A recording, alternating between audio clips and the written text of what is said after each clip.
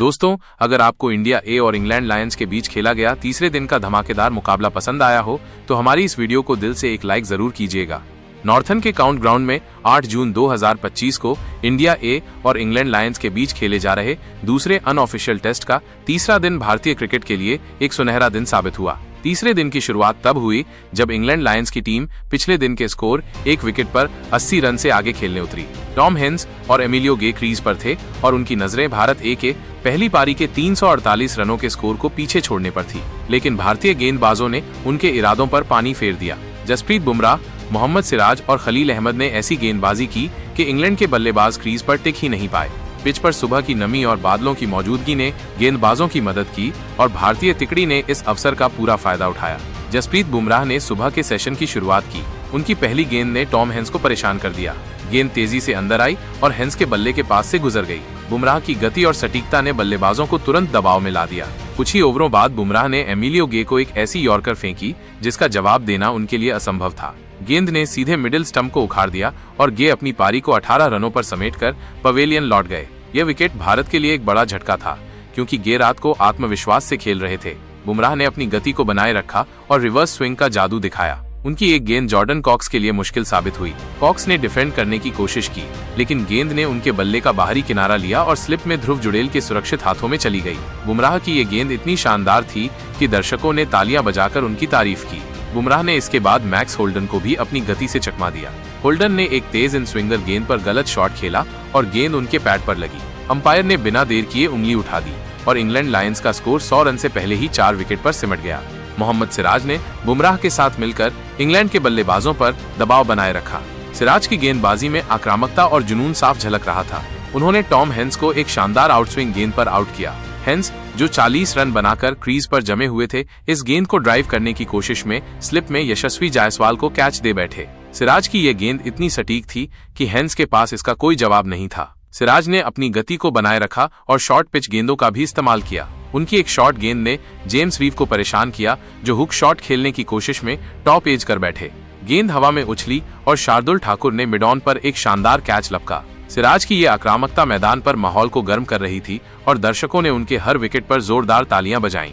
खलील अहमद ने बाएं हाथ की तेज गेंदबाजी से इंग्लैंड के बल्लेबाजों को अलग तरह की चुनौती दी। उनकी गति और खतरनाक गेंदबाजी ने बल्लेबाजों को असहज कर दिया। खलील ने क्रिस वोक्स को एक शानदार आउटस्विंग गेंद पर आउट किया। वोक्स, जो गेंदबाज के रूप में भारत को पहले दिन परेशान कर चुके थे, इस बार खलील की गेंद का शिकार बने। गेंद ने उनके बल्ले का बाहरी किनारा लिया और ध्रुव जुड़ेल ने एक शानदार डाइविंग कैच लपका। खलील ने इसके बाद फरहान अहमद को भी अपनी गति से चकमा दिया। उनकी एक तेज गेंद ने फरहान को बैकफुट पर खेलने के लिए मजबूर किया और गेंद उनके बल्ले का किनारा लेकर स्लिप में चली गई। खलील की गेंदबाजी में स्विंग और गति का शानदार मिश्रण था, जिसने इंग्लैंड के निचले क्रम को कोई मौका नहीं दिया।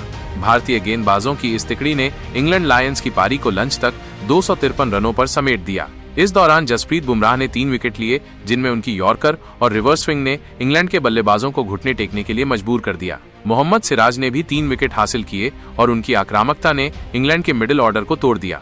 खलील अहमद ने 2 विकेट लिए और उनकी बाएं हाथ की गति ने इंग्लैंड के बल्लेबाजों को परेशान किया। शार्दुल ठाकुर और अंशुल कंबोज ने भी एक विकेट लिया, जिसने भारत को पहली पारी में 95 रनों की महत्वपूर्ण बढ़त दिलाई। ये एक ऐसा प्रदर्शन था जो न केवल भारत ए की गेंदबाजी की गहराई को दर्शाता था, बल्कि आगामी टेस्ट सीरीज के लिए भी एक मजबूत संदेश देता था। लंच के बाद इंडिया ए की दूसरी पारी शुरू हुई। यशस्वी जायसवाल और केएल राहुल की सलामी जोड़ी क्रीज पर उतरी और दोनों ने इंग्लैंड लायंस के गेंदबाजों की बखिया उधेड़ कर रख दिया। पिच अब बल्लेबाजी के लिए अनुकूल हो चुकी थी, लेकिन क्रिस वोक्स और जोश टंग जैसे अनुभवी गेंदबाज शुरुआती सफलता की तलाश में थे। लेकिन यशस्वी और राहुल ने ऐसा खेल दिखाया कि इंग्लैंड के गेंदबाजों के पास कोई जवाब नहीं था। यशस्वी जायसवाल ने अपनी पारी की शुरुआत एक शानदार कवर ड्राइव के साथ की। क्रिस वोक्स की गेंद पर उनका ये शॉट इतना सटीक था कि गेंद बिजली की तरह बाउंड्री के पार चली गई।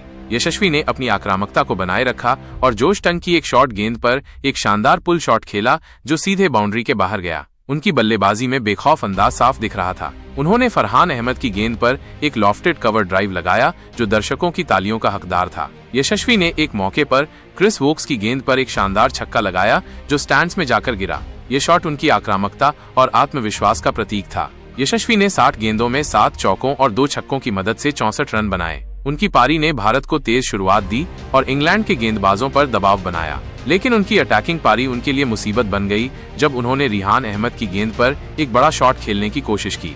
गेंद हवा में उछली और एमिलियो गे ने एक शानदार कैच लपक लिया। यशस्वी के आउट होने पर भारत का स्कोर 19.4 ओवर में एक विकेट पर 123 रन था। उनकी पारी ने भारत को मजबूत शुरुआत दी और दर्शकों ने उनके आउट होने पर निराशा के साथ तालियां बजाईं। केएल राहुल ने दूसरी तरफ से पारी को संभाल कर रखा। पहली पारी में शतक लगा चुके राहुल ने इस बार भी तांडव मचाकर रख दिया। उन्होंने शुरुआत में सावधानी बरती और क्रिस वोक्स की गेंदों को सम्मान दिया, लेकिन जैसे ही उन्हें ढीली गेंद मिली उन्होंने अपनी कलाइयों का जादू दिखाया। जोश टंग की एक फुल लेंथ गेंद पर राहुल ने एक शानदार कवर ड्राइव लगाया जो उनकी तकनीक और टाइमिंग का शानदार नमूना था। राहुल ने फरहान अहमद की गेंद पर एक लॉफ्टेड कवर ड्राइव खेला जो बाउंड्री के पार चली गई। राहुल ने 90 गेंदों में 8 चौकों की मदद से 56 रन बनाए और दिन के अंत तक नाबाद रहे। उनकी पारी में एक खास पल था जब उन्होंने रिहान अहमद की गेंद पर एक शानदार फ्लिक शॉट खेला जो मिड विकेट के पास बाउंड्री के लिए गया। राहुल की बल्लेबाजी ने न केवल भारत को स्थिरता दी बल्कि ये भी दिखाया कि वे आगामी टेस्ट सीरीज के लिए पूरी तरह तैयार हैं। यशस्वी और राहुल ने पहले विकेट के लिए 118 गेंदों में 123 रनों की शानदार साझेदारी की।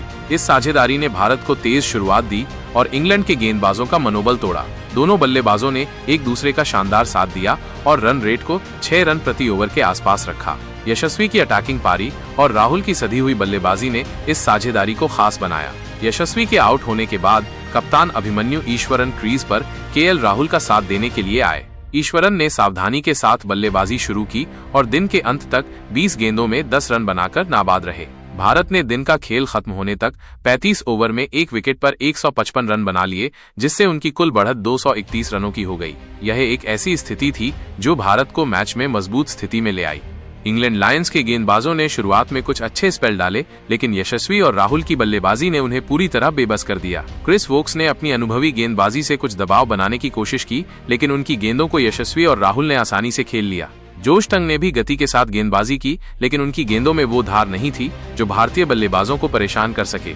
फरहान अहमद और रिहान अहमद ने बीच के ओवरों में कुछ कसी हुई गेंदबाजी की, लेकिन यशस्वी और राहुल के शानदार शॉट्स ने उनकी सारी मेहनत पर पानी फेर दिया। रिहान अहमद ने यशस्वी का विकेट लेकर इंग्लैंड को दिन का एकमात्र विकेट दिलाया, लेकिन इसके अलावा इंग्लैंड के गेंदबाज हताश नजर आए। उनकी बॉडी लैंग्वेज से साफ था कि वे भारतीय बल्लेबाजों के सामने घुटने टेकते हुए नजर आ रहे हैं।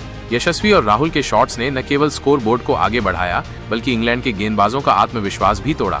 तीसरे दिन बुमराह की यॉर्कर, सिराज की आक्रामकता और खलील के कैच ने दर्शकों को झूमने पर मजबूर कर दिया। यशस्वी और राहुल के कवर ड्राइव ने माहौल को और रोमांचक बना दिया। ध्रुव जुड़ेल के डाइविंग कैच और शार्दुल ठाकुर के फील्डिंग प्रयासों ने भी दर्शकों का ध्यान खींचा। मैदान पर भारतीय खिलाड़ियों का जोश और आत्मविश्वास साफ दिख रहा था, जो आगामी टेस्ट सीरीज के लिए एक सकारात्मक संकेत था। इंडिया ए की रणनीति तीसरे दिन स्पष्ट थी। गेंदबाजों ने सुबह के सेशन में अटैकिंग गेंदबाजी की और इंग्लैंड लायंस को जल्दी समेटने पर ध्यान दिया। बुमराह की यॉर्कर और रिवर्स स्विंग, सिराज की शॉर्ट गेंदें और खलील की घातक गेंदबाजी ने इंग्लैंड के बल्लेबाजों को कोई मौका नहीं दिया। बल्लेबाजी में यशस्वी और राहुल ने तेज शुरुआत करके इंग्लैंड के गेंदबाजों पर दबाव बनाया। उनकी साझेदारी ने न केवल स्कोरबोर्ड को आगे बढ़ाया बल्कि भारत को मजबूत बढ़त भी दिलाई। इंग्लैंड लायंस ने कोशिश की, लेकिन उनकी गेंदबाजी में वो धार नहीं थी जो भारतीय बल्लेबाजों को रोक सके। क्रिस वोक्स और जोश टंग ने शुरुआत में कुछ अच्छी गेंदें फेंकी, लेकिन यशस्वी और राहुल की बल्लेबाजी ने उनकी रणनीति को नाकाम कर दिया। ये दिन इंडिया ए के लिए कई मायनों में महत्वपूर्ण था। जसप्रीत बुमराह की गेंदबाजी ने यह साबित किया कि वे आगामी टेस्ट सीरीज में भारत के लिए सबसे बड़े हथियार होंगे। उनकी यॉर्कर और रिवर्स स्विंग ने इंग्लैंड के बल्लेबाजों को परेशान किया और ये प्रदर्शन सीनियर टीम के लिए एक सकारात्मक संकेत है। मोहम्मद सिराज की आक्रामकता और खलील अहमद की बाएं हाथ की गति ने भारत की गेंदबाजी की गहराई को दिखाया। बल्लेबाजी में यशस्वी जायसवाल की अटैकिंग पारी और केएल राहुल की सधी हुई बल्लेबाजी ने यह साबित किया कि वे टेस्ट सीरीज में भारत की सलामी जोड़ी के लिए मजबूत दावेदार हैं।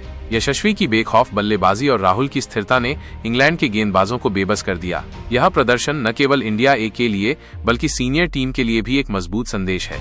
तीसरे दिन का खेल पूरी तरह भारत ए के नाम रहा। जसप्रीत बुमराह, मोहम्मद सिराज और खलील अहमद की घातक गेंदबाजी ने इंग्लैंड लायंस को लंच तक 253 रनों पर समेट दिया, जिससे भारत को 95 रनों की बढ़त पहली ही पारी में मिली। इसके बाद यशस्वी जायसवाल और केएल राहुल की शानदार बल्लेबाजी ने इंग्लैंड के गेंदबाजों को बेबस कर दिया और दिन के अंत तक भारत ने 231 रनों की बढ़त हासिल कर ली। ये दिन भारतीय खिलाड़ियों की प्रतिभा, जुनून और रणनीति का शानदार प्रदर्शन था। अगले दिन का खेल और रोमांचक होने का वादा करता है, क्योंकि भारत इस बढ़त को और मजबूत करने की कोशिश करेगा।